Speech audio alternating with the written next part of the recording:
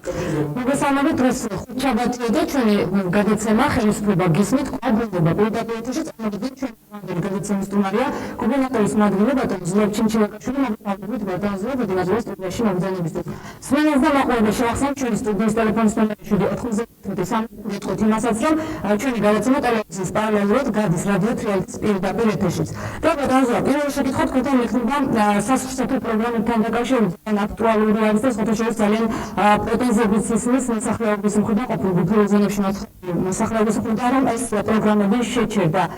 ხდება თუ რა მოლაპარაკება საერთაშორისო ორგანიზაციებთან ამ პროგრამების განხორციელებასთან დაკავშირებით? მოგესალმებით, პირველ რიგში მოგესალმებით ჩვენს პატიციანულ მაყურებელს, ასევე რადიოს მსმენელს, როგორც ვიცი, ასევე რადიოს მსმენელს ჩვენ. მართლაც ერთ-ერთი აქტუალური თემაა და ძალიან მნიშვნელოვანი, როცა ადამიანებზე საკვებზე ვსაუბრობთ და საკვებით მოლაპარაკებაზე ჩვენი მოსახლეობის. ამ თემის განმავლობაში ეგრეთ წოდებული ბუფერული ზონის მოსახლეობა, მათ შორის ახალ ჩასახლებული დევნილები, ეს კომპაქტურად დროებით ჩასახლებული იძულებით გადაადგილებულები გულისხმობს სამეშო ბაღებს, დღემდე შეუზღუდავად ღებულობდნენ საგაეროს მიერ თუ წითელი ჯვრის მიერ სასურსათო პროგრამას. ამ თვის დასაწყისიდან უკვე ამ ორგანიზაციებმა განაცხადეს, რომ მათ ეს რესურსი მიწურულს უახლოვდება და ეს პირველად რომ ყოველგვარი კატეგორიის და კრიტერიუმების გარეშე ისინი აღარ დაარიგებდნენ საკვებს. თუმცა შევთანხმდით, რომ ბუფერული ზონის გარკვეულ დიდი ნაწილს სოფლებს სასუქში პროდუქტი შეიტანა იმ შემთხვევაში, თუ მოსახლეობა ჩაერთვება თავისივე საქმიანობაში, გულისხმობ საწყალო ესხების გაწმენდას და სხვა სარეაბილიტაციო სამუშაოებს, რომელსაც თვითონ გაერო შესთავაზებ და ამ სამუშაოს ნაცვლად ეს ადამიანები შეიძლება მიიღონ ეს ელემენტარული სასურსათო პროდუქტი. გარდა ამისა, საზღვრისპირა სოფლებში, ესეთი გულის რაიონში ხდება დაახლოებით 13 სოფელი, ქარელის რაიონში არის 11 სოფელი, რომელიც უშუალოდ კონფლიქტის ზონას ესაზღვრება, მათთვის შეუზღუდავად ყოველგვარი შეფერხების გარეშე ეს გადაწყვეტილება სულ რამოდენიმე დღის წინ იქნა მიღებული და გაგრძელდება სურსათით მომარაგება. ანუ მე მინდა გავუჩნდა ეს მოსახლეობა და ჩვენი მოსახლეობა დავამშვიდო, რომ საზღვრისპირა სოფლებში შეუზღუდავად იქნება პროდუქტის მიწოდება, რაც შეეხება დანარჩენ ეგრეთ წოდებულ ბუფერულ ზონებს, მათ შორის ახალ ჩასახლებებს, მხოლოდ ბუფერულ ზონებზე ამ შემთხვევაში საუბარი, მიიღებენ რაღაც გარკვეული სამუშაოს ნაცვლად პროდუქტს. დასადებად ბატონ ზურაბ, ეს თქვენ ახსენეთ უშუალოდ საზღვრისპირა სოფლებში მდებარე საზღვრისპირა სოფლებში შევა სასურსათო პროდუქტი. რაც შეეხება დანარჩენ სოფლებში, თუ მიმდინარეობს მოლაპარაკებები კონკრეტულად რომელიმე საერთაშორისო ორგანიზაციები არიან ჩართული აი ამ საკითხთან დაკავშირებით და რა მოლაპარაკებები ხორციელდება, ანუ რა პერიოდულობით შევა ამ სოფლებში სასურსათო პროდუქტი? მე კიდევ მინდა ხაზი გავუსვა, რომ მოსახლეობა, რომელიც საზღვრისპირა სოფლებში ცხოვრობს, ძალიან მძიმე სიტუაციაში არიან და ჩვენ ვფიქრობთ, ასეთ შემთხვევაში ჩვენ ვერ დავუშვებდით იმას, რომ ეს ხალხი პროდუქტის გარეშე დაგვეტოვა, უფრო მეტიც ამ სოფლებისთვის, ამ სოფლებში მაცხოვრებელი მოსახლეობისთვის ჩვენ ცენტრალურ ხელისუფლებასთან ძალიან მჭიდრო აქტიური მოლაპარაკებები გვაქვს, რომელიც სავარაუდოდ 90%-ით, ანუ ჯერ არ არის დასტური ოფიციალურად, მაგრამ მოლაპარაკების დონეზე მიღწევა გვაქვს, ვფიქრობთ, მათ დენის შეღავათი გავუწიოთ რაღაც გარკვეული ლიმიტის ფარგლებში, დაახლოებით ვფიქრობთ 70 კილოვატ-საათი, ხოლო ის ზემოთ უკვე თვითონ მოსახლეობა მოახერხებს გადახდას. ეს შედის პირველ რიგში, რა თქმა უნდა, ჩვენს ინტერესში, რომ ესეთი სოფლები, ესეთი მნიშვნელოვანი სოფლები, რომელიც უშუალოდ კონფლიქტს ესაზღვრება, არ იყოს ჩაგნელებული, მით უმეტეს, როცა მოსახლეობას ძალიან მძიმე პირობებში უწევთ ცხოვრება. რაც შეეხება დანარჩენ სოფლებს სასურსათო პროგრამით მომარაგებით, იქ გაეროს სასურსათო პროგრამა მუშაობს, ანუ WFP, რომელმაც უკვე პროექტები წმინდებულთან ტერიტორიული ერთეულის ხელმძღვანელთან ერთად შეარჩია, მოსახლეობასთან ერთად შეარჩია, უკვე შერჩეულია ის კონტინგენტის თუ ვინ უნდა ჩაერთოს ამ კონკრეტულ პროექტებში მოსახლეობა და ესენი მიიღებენ პროდუქტს. და ამის გარდა კიდევ მოსახლეობა შეიძლება რომ იმ თავისივე ბაღის საწავი არხის გაწმენდის სანაცვლოდ დღიური 5 ლარის რაოდენობით გასამრჯელოს მიიღოს. ამასაც შესთავაზებს გაეროს სასწავლო პროგრამა, რომელსაც ევროკავშირი აფინანსებს. ანუ ფულის სამუშაოს ნაცვლად ეს იქნება და ამოდროულად იქნება პროდუქტის სამუშაოს ნაცვლად. ანუ ის პერიოდი, როგორც საერთაშორისო ორგანიზაციები არაფრისთვის იცნობდნენ, ძალიან მძიმე მდგომარეობაში იყო ჩვენი მოსახლეობა, არის ჯერ კიდევ მათი დიდი ნაწილი მძიმე მდგომარეობაში და ყოველგვარი გასამრჯელოს ანუ შესრულებული სამუშაოს გარეშე სამუშაოზე შეიძლება ყველა შეფეთილი ლაპარაკი არიგებდა პროდუქტს. ეხლა მივედით უკვე იმ ეტაპზე, მათ საკმაოდ დიდი განვითარება აქვს მსგავსი ქვეყნებში მუშაობის კონფლიქტურ რეგიონებს და კონფლიქტურ ზონებს გულისხმობ და მათი პრაქტიკიდან გამომდინარე ეს აპრობირებული მეთოდია, რომ ადამიანებმა ამ გარდა იმისა, რომ მიიღებენ საკუთარ შეასრულონ თავისთავად სასარგებლო მცირე ზომის პროექტებში მიიღონ მონაწილეობა. ანუ სარწყავი არხი, რაღაც სხვადასხვა მოხრეშვა და რაღაც სხვადასხვა ესეთი მიკრო პროექტები. აი ამის შემდეგ იქნება ფული და ასევე პროდუქტის სამუშაოს ნაცვლად. გასაგებია. სმეილს და მაყურებელს შევახსენებთ ჩვენი სტუდიის ტელეფონის ნომერი 79160 შეგიძლიათ დააიგოთ პირდაპირ და დასვათ თქვენთვის საინტერესო შეკითხვა და როგორც ახლა მასწავლებელი ყავს პირველი მაყურებელი ხაზი, მოგესალმებით და გისმენთ პირდაპირ ეთერში ხართ. გამარჯობათ. დიახ, გისმენთ. დიახ, გისმენთ. გამარჯობათ, განალეიდან გასულხეთ. ესა განალეთი საფავილო დარიგდა საფავილისაო. ერთ უგაში დავაწერეთ სიები და გვიწყეთ რომ დაკეულები არა, ბატონ საფავილზე იქნებოდა. თავიდან რომ დაარიგეთ ზოგზე, ოდეში მომეწყოლია და ვინებით ვინ დაარიგეთ და ზოგადად საფავილს არ მოუტანია საფავილი. რა შეესახება, რა ხდება? გასაგებია, დიდი მადლობა ზარისთვის. კომბინირებულ საკვებზე იყო საუბარი, ანუ ნაწილ მოსახლეობას არ მიუღეს. დიდი მადლობა ბატონო კითხვისთვის. ეს მართლაც ძალიან მნიშვნელოვანი კარალეთიდან მნიშვნელოვანი ღონისძიება იყო გატარებული. ორგანიზაცია FLU არის ესეთი, რომელმაც შემოგთავაზა, რომ ჩვენს მოსახლეობაში მოსახლეობას დაუგებდა საქმეებისთვის კომბინირებულ საკვებს. მაშინ როცა საკვების გარეშე დარჩენილი იყო მოსახლეობა, ზოგს დაეწვა ეს მარაგი კონფლიქტის შედეგად და ასე შემდეგ. ჩვენ თქმა უნდა ხარი დაუჭირეთ ამ პროექტს. ამის შემდეგ ეს ორგანიზაცია შეეცადა რომ აეღწერა თუ რა რაოდენობის საქონელი იყო კონკრეტულ სოფლებში და პარამეტრი მათ შორის იყო ერთ-ერთი და აწარმოეს კვლევა. აღმოჩნდა ისე რომ ვინც გამოაჩინა საქონელი რომ დაადასტურა რომ მას ყავდა საქონელი, ყველა მიიღო საკვები. აღმოჩნდა კატეგორია, რომელმაც რატომაც ჩათვალა რომ საქონელით ინტერესდებოდნენ, ნიშნავდა რომ საქონელს მოუყვანდა ვინმე და სამწუხაროდ დამარა საქონელი, ესეთი ბევრი შემთხვევებიც ხდება და ბუნებრივია ისიაში თუ ვერ მოხდეს ამ შესაბამის საქმე ღონისძიებაში ვერ ჩაერთვებოდა. სებს ვინ ადგენს უკაცრავად ბატონო? სებს ადგენდა თვითონ ეს ორგანიზაცია უშუალოდ, იმიტომ რომ ნებისმიერ საქონელმოქმედო საქმიანობაში მიუხედავად იმისა, რომ წმინდებული აძლევს მათ სიებს, ის ყოველთვის ხდება და საჭიროებს საერთაშორისო მხრიდან გადამოწმებას. ესე თვლიან ისინი, ესეთი პრაქტიკა აქვს და ყოველთვის მოხდება და ხშირ შემთხვევაში აღმოჩნდება ხოლმე, რომ წმინდებულები ძალიან ლოიალური არიან მოსახლეობის მიმართ, ალბათ ესეც უნდა იყოს და მაშინ ვერ ვამწყობთ ჩვენ მათ და ამის შემდეგ ხდება შეფასება ზუსტად იმ კატეგორიის, რომელსაც თulis ეს ორგანიზაცია უნდა დაეხმაროს.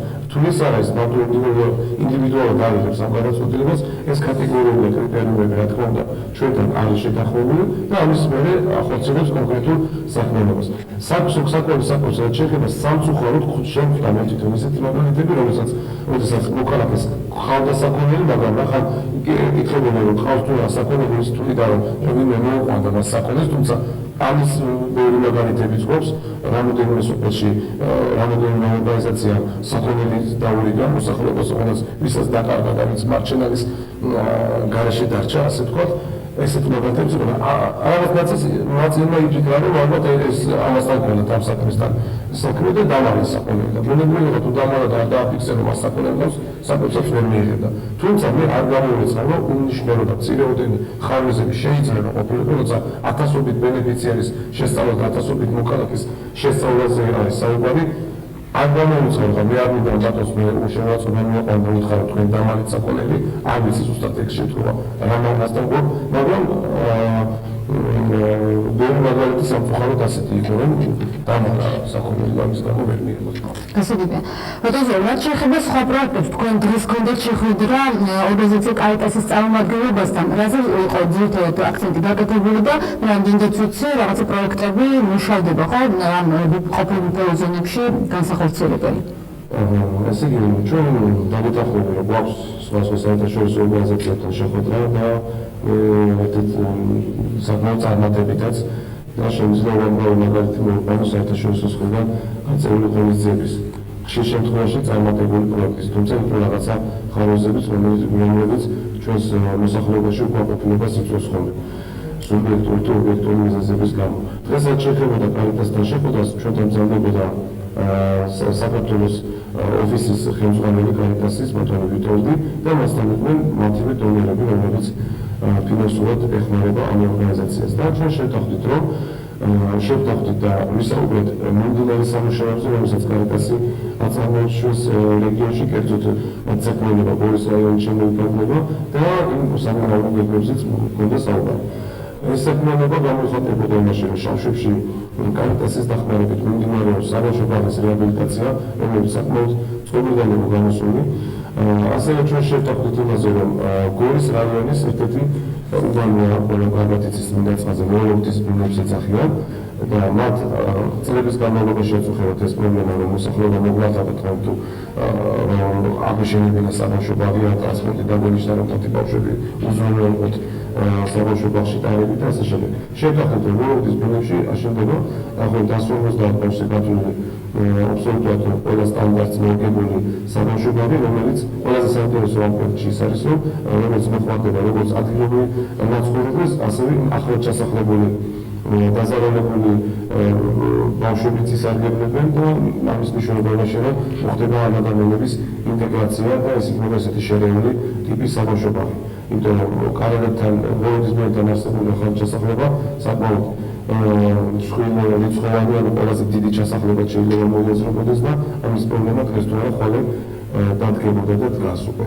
ასევე მათ ჩვენ გამიხილეთ პლავის სოფელ პლავში მდებარე საბავშვო ბაღი, რომელიც არც სასახარბელო მდგომარეობაშია და მოხდება ამ საბავშვო ბაღის ახალგაზრდობაში დაიწყება ამ საბავშვო ბაღის რეაბილიტაციაც, მინდა პროექტებსაც უთხრა მათ ექნებათ ერთ-ერთი ცივილი სტანდარტებზე გათვლილი საბავშვო ბაღი. ვისაუბროთ მათ განხორციელებულ ღონისძიებას და დიდი მადლობებით შემოვიყვანეთ, რომ იმ ძილებში, როდესაც ზამთარი იდგა და საკმაოდ მკაცრი, შეშით მომარაგება არ შეუწყვეტია ორგანიზაცია კარიტას სხვა ორგანიზაციებთან ერთად. ასევე მათ სასუსათო პროგრამაში შეეშვება საზღვარგარეთ სოფლებში თითო ტომორადგული მათი მეშვეობით მოვახერხეთ, რომ შეგვეტანო.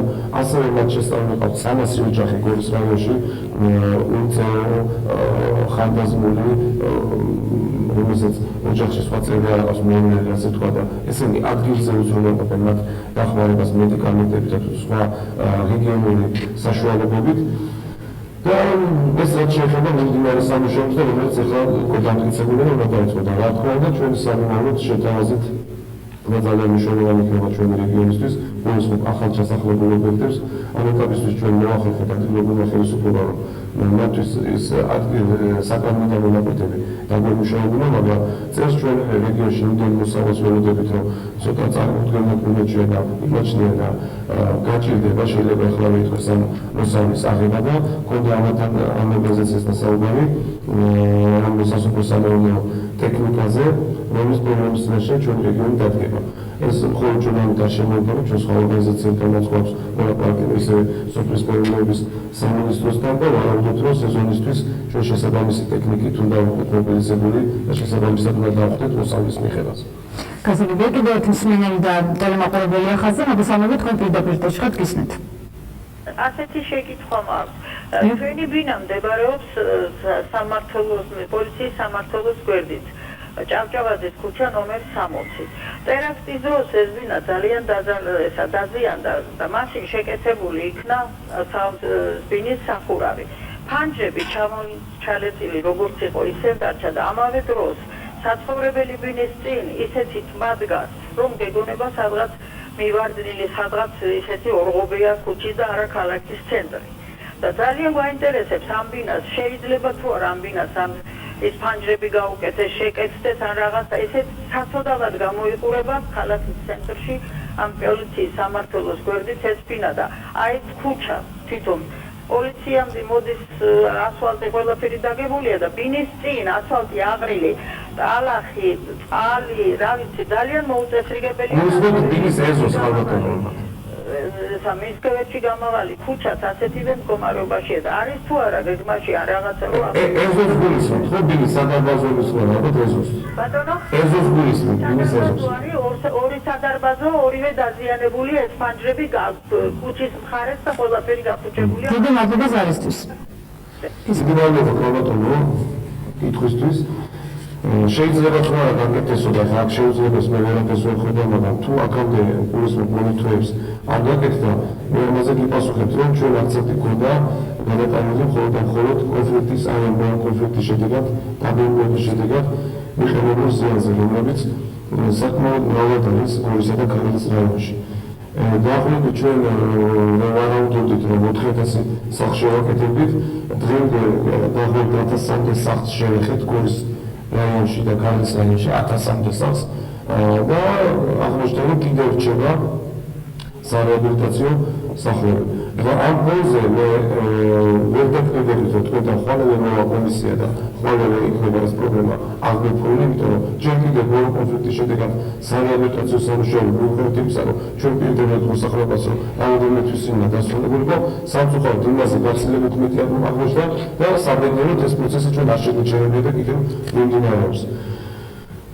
ასევე გიჩვენებთ გამოდონდა თქვენს მაცხოვრებელს, თქვენს შესაბამის მუნიციპალიტეტს, ანუ გორის გამგეობას, მივართოთ თქვენ განცხადებით და ისე როგორც კონკურსები გაკეთეს, კონკურსებში მისასვლელი გზები კეთდება და ამის ძალიან ბევრი მაგალითები გვაქვს.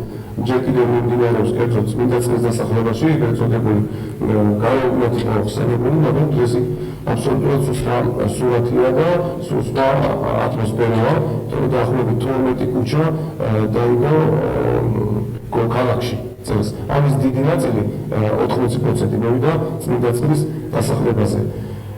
ამ სიტუაციაში მე გიჩვენებთ, რომ მივართოთ განცხადებას, თქვენს გამგეობას და დღეს თუ არა ყველა შემთხვევაში მხედველობაში იქნება და გაითვალისწინებენ. თქვენ ახსენეთ, რომ აქცენტი გაკეთებული იყო ყოფილ გუფრიულ ზონებზე, ანუ დაზარალებულ მოსახლეობაზე, თუმცა სარეაბილიტაციო სამუშაოები ჯერ კიდევ არის სოფლებში, სადაც არ ჩატარებულა. რამდენი სოფელს დაახლოებით შეგვიძლიათ ისაუბროთ ამასთან დაკავშირებით და როგორ მიმდინარეობს ეს პროცესი? ორი ეტაპი რეალობას უცებ უკვე დასრულებულია, ხო, აღდგენითი სამუშაოების. მოგესალმებით კითხვისთვის, რომ ეს საკითხი ძალიან აწუხებს ჩვენს მოსახლეობას და მოძრაობა საშუალება რომ გამართო. ესე იგი, ვერ გამოვხოთ მე სოფელს, რომ აი ეს სოფელია დარჩენილი, ამ სოფელში არ არის.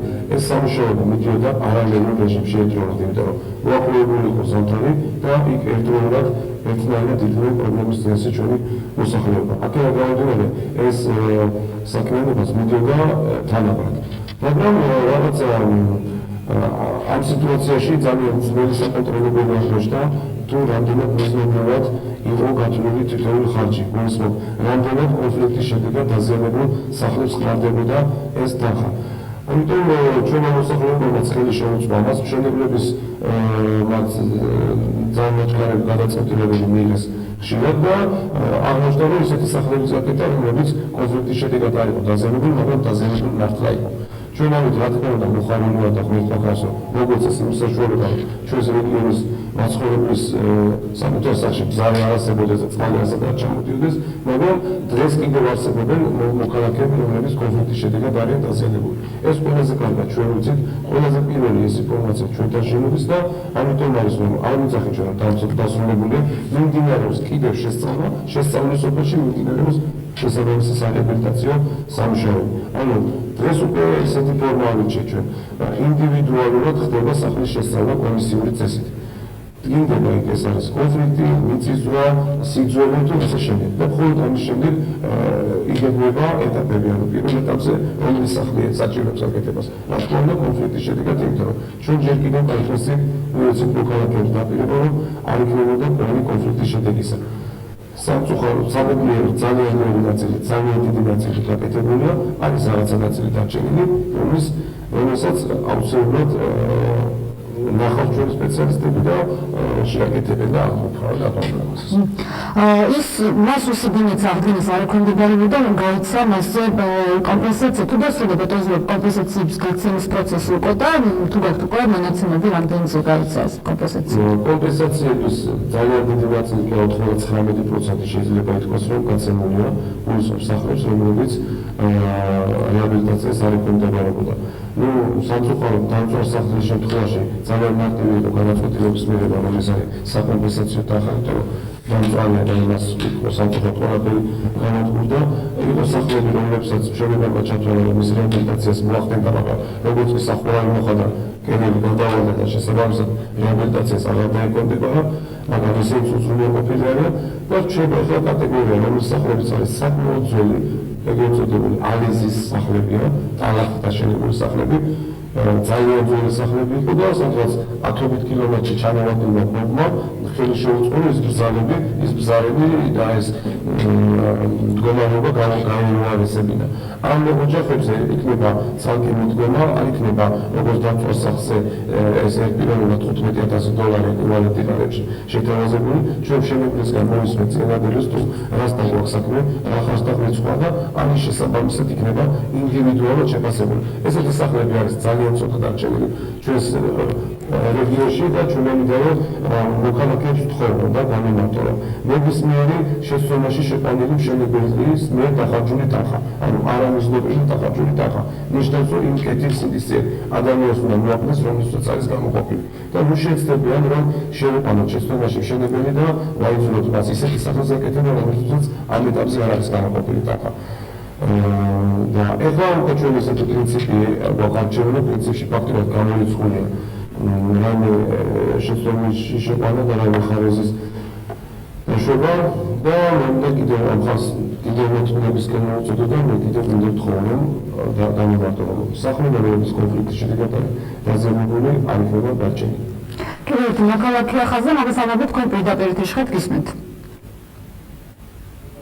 დიახ, გისმენთ. პირდაპირ შეხეთ გისმენთ? გათიშავეთ მაყურებელი ალბათ დარეკავს კიდევ. გადავზრდ, მე მინდა გკითხოთ განაყოფის სამუშაოებზე, ანუ განაყოფის სამუშაოები ჯერ კიდევ არ ჩატარებულა ყველა ტერიტორიაზე და მოიქცა იქ მოსახლეობის ნაკვეთები.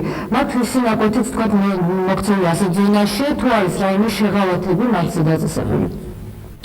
დიდი მადლობა კითხვისთვის, იმიტომ რომ ეს ის საკითხი, რომელიც ჩვენს მოსახლეობასთან ერთად არანაკლებად ვაწუხებს.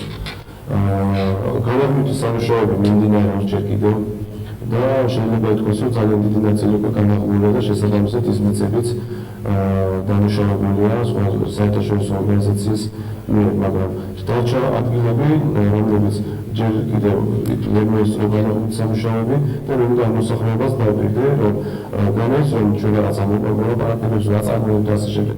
უკვე დამტკიცებულია პროგრამა, რომ შემოდგომისთვის იქნება მათთვის ხორბლის თესლის გადაცემა და შესაბამისად მიწის დამუშავება და დათესვა. იმ ადამიანებისთვის, რომელსაც განაყოფის განაყოფის სამუშაოების გამო ვერ მოხდა მსგავსი სამუშაოების ჩატარება. მაგრამ ყველაზე რთული კითხვა, რომელიც შეიძლება დავისვას თქვენ, რომელსაც პასუხი არც ისე სახალხო გვაქვს, ეს არის ტერიტორიები, რომლებიც მოყვება ჩვენს მიერ უწოდებულ სამწუხაროდ არაკონტროლებულ ტერიტორიაზე. ამ მოსახლეობისთვის ჩვენ ვიმუშავებთ, რომ შეთავაზებული იქნეს ალტერნატიული ფართობი, თუ კი საქმე არსებობს.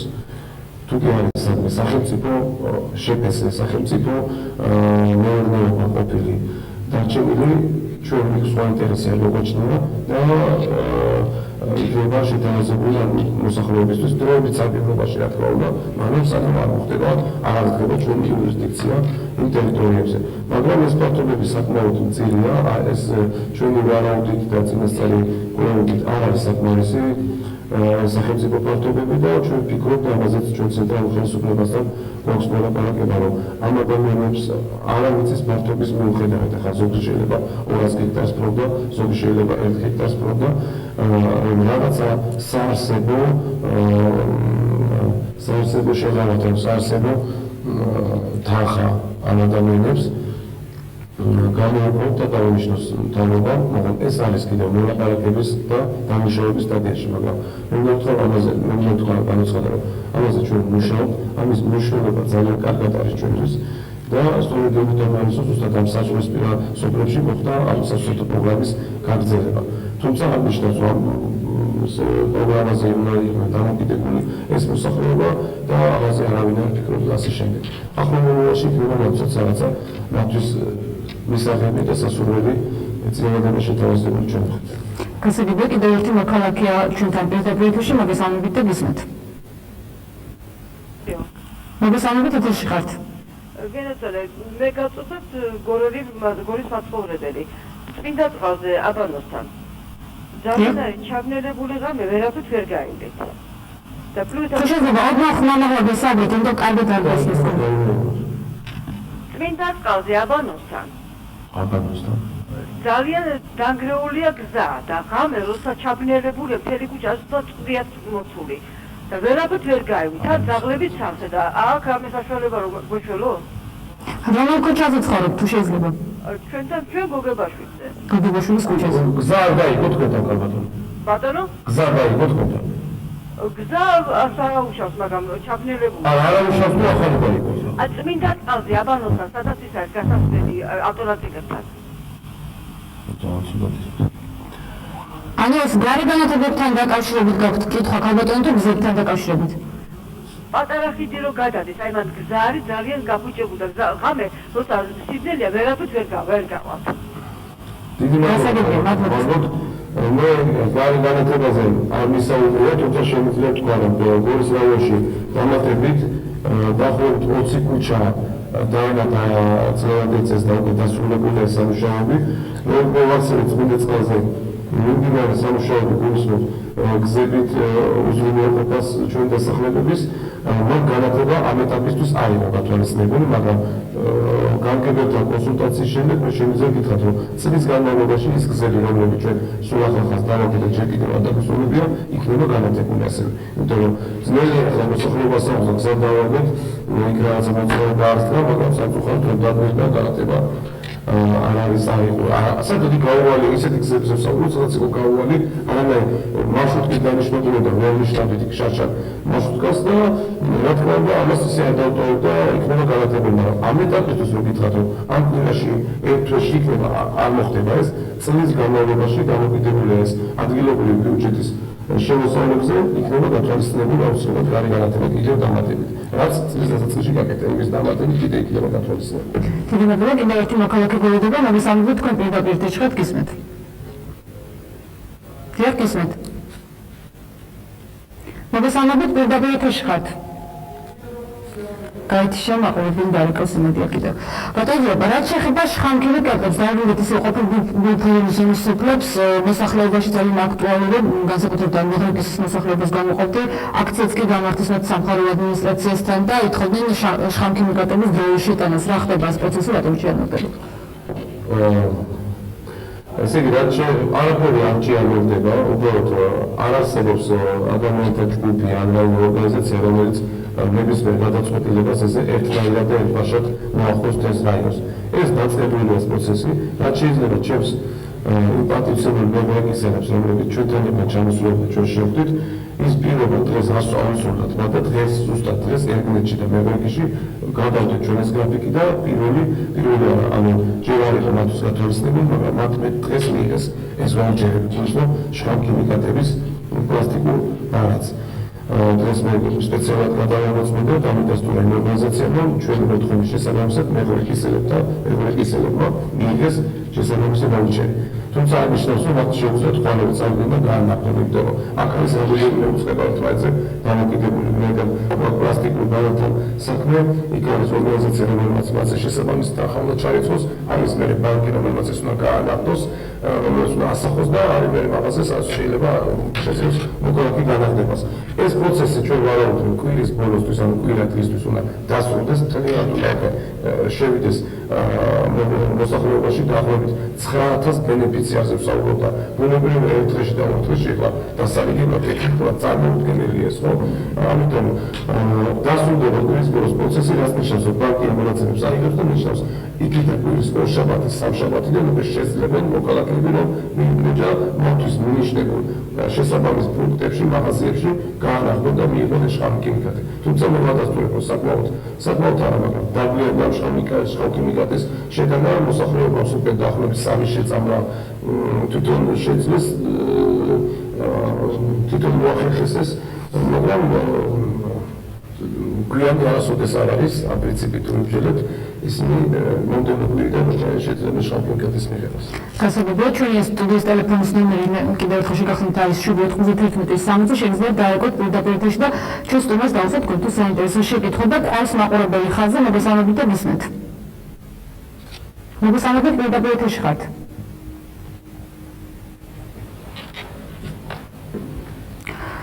რატომაც ალბომებიდან მაყურებლები რომ გავიყვანთ ეთერში. არამშეს იმედია დაეკავენ. კიდევ ერთხელ შეგახსენებთ ჩვენი სტუდიის ტელეფონის ნომერი გახლავთ 791 შეგიძლიათ დაერგოთ პირდაპირ ეთერში და დასვათ თქვენთვის საინტერესო შეკითხვა. დიახ, გისმენთ. შეიძლება წერა ვახსენებ დაახლოებით 9000-მდე ბენეფიციარი 9000-მდე ოჯახი. უკაცრავად არის მაყურებელი ხაზზე და გავაგზავნოთ აუცილებლად საუბარი. გისმენთ? ალო. დიახ, გისმენთ. მისმენთ? დიახ, გისმენთ. ჩვენ ამათ ცხინვალის უჯრედე მცხოვრები გზატკეცილზე 15 ბინაში მცხოვრები. განცხადება გვაქვს შემოტანილი 1 წელიწადია. ეზო გვაქვს მოსაპირკეთებელი, ძალიან დაგაგვიანებულია ჩვენი ეზო. ძალიან რა არის თქვენი ეზო? განსაკუთრებით გასაკეთებელია და წყლის მილების გამოსაცვლელია. ხელის მოწერზე გვაქვს შემოტანილი ბიის მაცხოვრებლები და იქნებ რა ვიცი, აბა ჩვენ განცხადებასა მუნიციპალიტეტი გვაქვს შემოტანილი. თუ შეიძლება თქვენი მისამართი დააზუსტოთ. ცხინვალის გზატკეცილი ბინა 15. და არავის არის ის არის ჩვენი ბინაზე, არავის აპატრონი არის რომ მოგხედოს. დიდი მადლობა ზარისთვის. დიდი მადლობა კალდაკონი და გიხოსუხებთ რომ მე საშესაუბრე ქუჩების დაგებაზე წმინდა წყალზე, მაგრამ ამ შემთხვევაში ეს ჩვენი პროგრამა არისახავდა ეზოების დონეზე მოპირკეთებას. ანუ ჯერ უნდა თუ დავყვეთ ეტაპებად, ხო, ჯერ უნდა მივიდეთ კორპუსამდე, მისასვლელი გზა გაკეთდეს, რომელიც არ არსებობდა. დღეს უკვე იმ კორპუსების თხოვნით ჩვენი მუნიციპალიტეტზე ტრანსპორტი დავნიშნეთ, უკვე შესაძლებელი გახდა ტრანსპორტი სიარული, რაც აქამდე წარმოუდგენელი იყო. შემდეგი ეტაპი იქნება, ესე იგი ამის შემდეგ იქნება ეზოებით უზრუნველყოფა. ანუ ეხლა ჩვენ გავაკეთებინა ეზოების გავაკეთებინა და დაახლოებით 4-5 დიდი ქუჩა და არ უნდა დაგებოდა. ამ ეტაპისთვის პრიორიტეტულად ჩვენ გზები, კორპუსამდე მისაყვანი გზები მივიჩნით და იქნება შემდეგი ეტაპი ეზოების მოპირკეთება შესაბამისი ასვლა. დასაბამით შხამქიმიკატებზე არის შეიძლება ჩავინიშნავ და არ დავტოვებ ამას უყურანთრებოდ.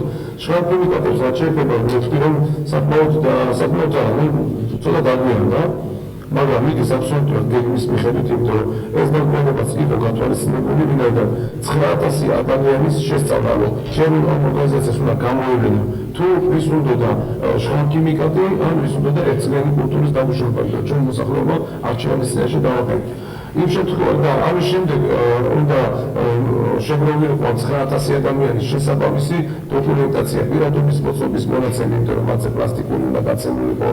ეს ყველა სანამაში იქნებოდა ბანკში მიტანასაცია ქონა და ეს აღმოჩნდა საკმაოდ შრომატევადი საქმე, ხო? ზოგადად ეს იყო რამაც შეაფერხოთ, რომ ამ საქმის წინ არაფერი არ უთქვას და მინდა ის დაპირებად არ დარჩეს და ის რომ მომდევნო კვირიდან რეალურად იქცევა, ამაში დავარწმუნა მომდევნო კვირა ჩვენი მოსახლეობა. გასაგებია. კიდევ ერთი მსმენელი ყავს ხაზზე, მოგესალმებით და გისმენთ. გისმენთ პირდაპირ ეთერში ხართ.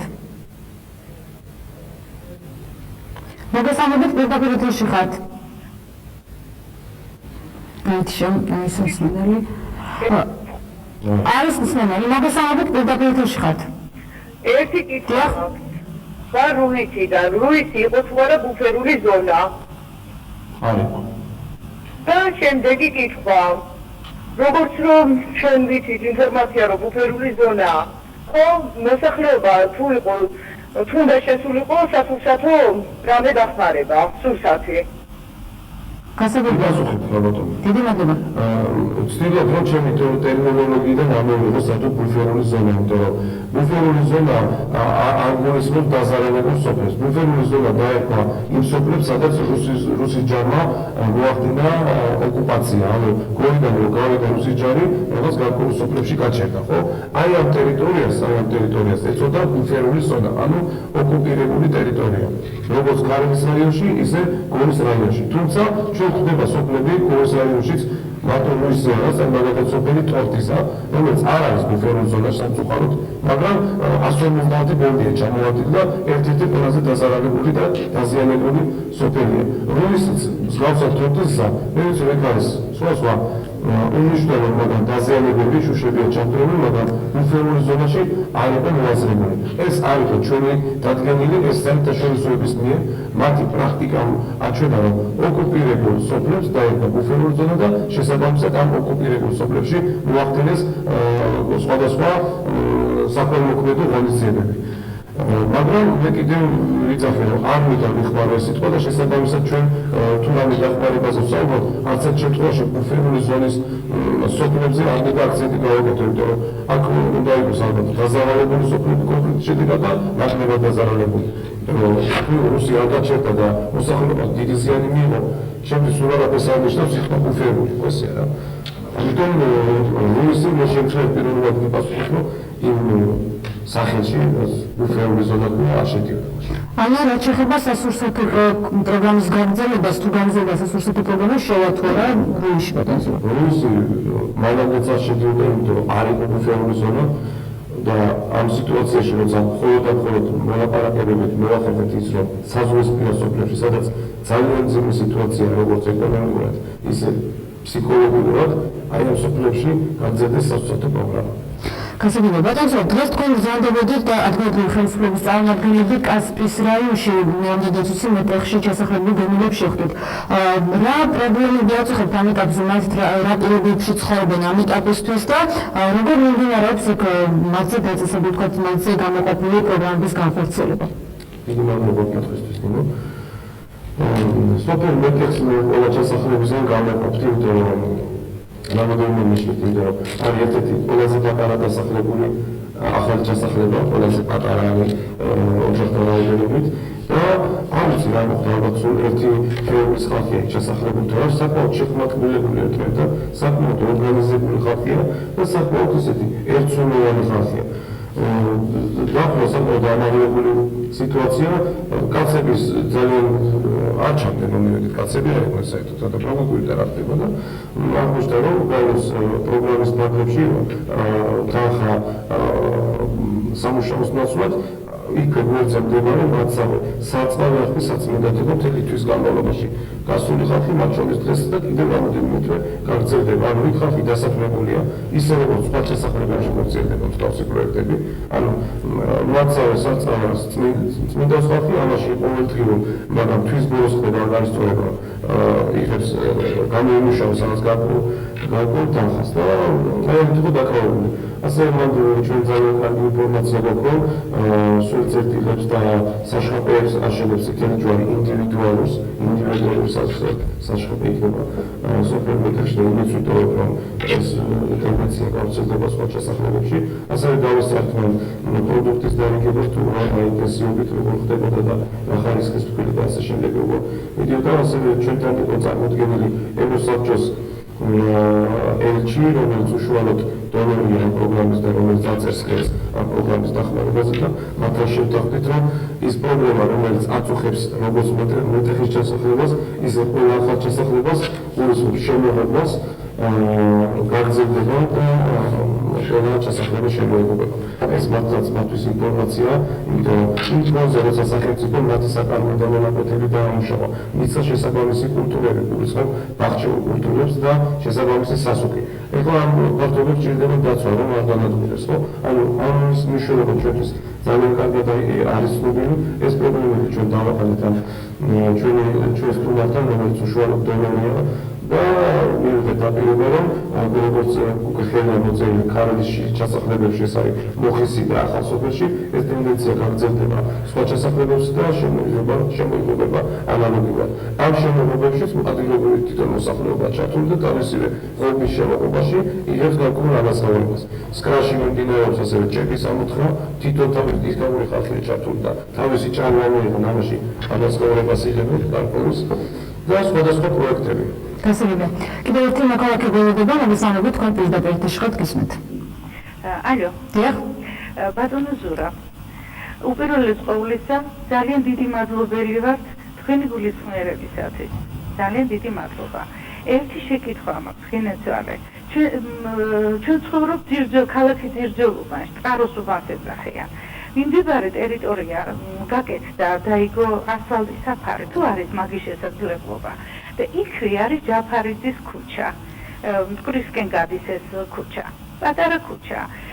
როგორც სოფლის ორღობე, ისეთია ბატონო ზურაბ, თუ შესაძლებელია, ძალიან ჯაფარიძის ქუჩა მეანდინდეს ქუჩა, პატარა ქუჩა. ძალიან დიდი თხოვნა გვაქვს მოსახლეობას.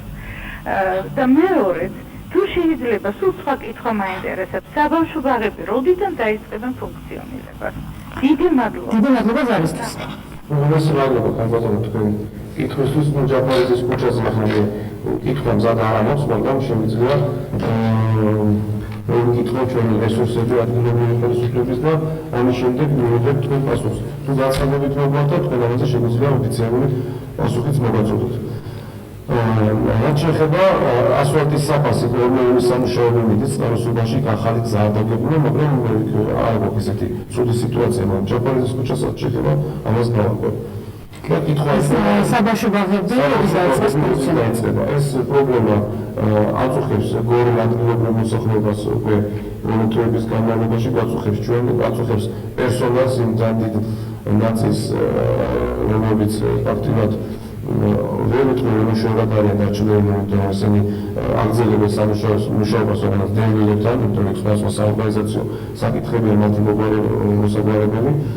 და შეიძლება გითხრათ, რომ აგვისტოს თვეში დასრულდება გორის შემოსასვლელში, სადაც იყო სათანკოს ტერიტორიის პოლიგონი, იქ თუ დააკვირდებით, მიმდინარეობს შემეძლება დაახლოებით 300 ოჯახზე, ასევე საკაშეთის სოფელ საკაშეთში მიდის ესეთი გორის შემოსასვლელში ამ სამუშაოებს აკეთებს გერმანიის მთავრობა და საკაშეთში თურქეთის ხელისუფლებამ გადაწყვიტა, რომ მსგავსი საქმეები დაგყარებოდნენ, ანუ ჯამში 400 ოჯახი მიიღებს დამატებით აგვისტოს თვესთვის დაახლოებით ბინას, რაც ნიშნავს, რომ ის საბავშვო ბაღები, რომელშიც განთავსებული არა ჩვენი დაზარალებული მოსახლეობა, უნდა იქნեն გადაყვანილი შესაბამის კოტეჯებში. ამის შემდეგ ვფიქრობთ ბაღების გახსნას. მხოლოდ ამის შემდეგ, იმიტომ რომ დღეს ბაღი არ არის, რომელიც ცარიელია და უფუნქციოა. რატომ მიმდინარეობს სულიესწრება აგვისტოს თვემდე ამ კოტეჯების ნუ არსებობს დამკვეთი, არის შემსრულებელი, არსებობს რაღაც გარკვეული ვადები, ხელშეკრულებით ნაკისრი და ჩვენ სისტემატურად გვაქვს ურთიერთობა, რა თქმა უნდა, ჩვენს გვაწუხებს, რომ მაქსიმალურად მოკლე დროში მოხდეს ეს და როგორც პირდაპირ, როგორც ეს არის ცნობილი დოკუმენტით გათვალისწინებული, ეს არის აგვისტოს თვე დასრულების ვადა. დიდი მადლობა, ჩვენი გრამოვანი გადაცემა დასრულებულია. დიდი მადლობა სტუდიაში მობრძანებისთვის, გადაცემაში მონაწილეობის მიღებისთვის. თქვენმა ყველას და რადიოსმენსაც დიდი მადლობას მოგახსენებთ იმისათვის, რომ იყავით ჩვენთან ერთად 1 საათის განმავლობაში. მომავალ შეხვედრამდე.